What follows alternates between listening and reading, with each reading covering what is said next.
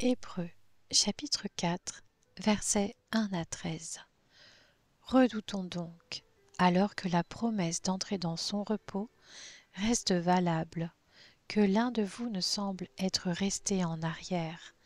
En effet, cette bonne nouvelle nous a été annoncée aussi bien qu'à eux, mais la parole qu'ils ont entendue ne leur a servi à rien, parce qu'ils n'étaient pas unis dans la foi à ceux qui ont écouté. Quant à nous, qui avons cru, nous entrons dans le repos, dans la mesure où Dieu a dit « J'ai juré dans ma colère, ils n'entreront pas dans mon repos ». Pourtant, son travail était terminé depuis la création du monde. En effet, il a parlé quelque part ainsi au sujet du septième jour. Et Dieu se reposa de toute son activité le septième jour. Et dans ce passage, il dit encore « Ils n'entreront pas dans mon repos ».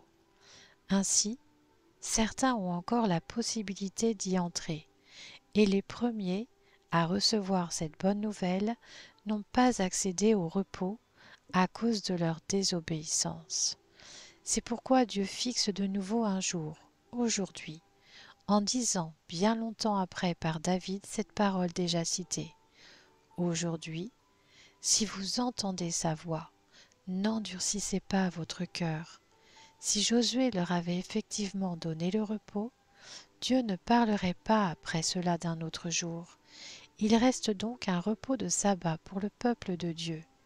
En effet, celui qui entre dans le repos de Dieu se repose lui aussi de son activité, tout comme Dieu s'est reposé de la sienne.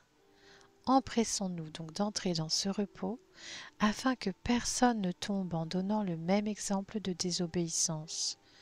En effet, la parole de Dieu est vivante et efficace, plus tranchante que toute épée à deux tranchants, pénétrante jusqu'à séparer âme et esprit, jointures et moelles. Elle juge les sentiments et les pensées du cœur. Aucune créature n'est cachée devant lui. Tout est nu et découvert aux yeux de celui à qui nous devons rendre compte.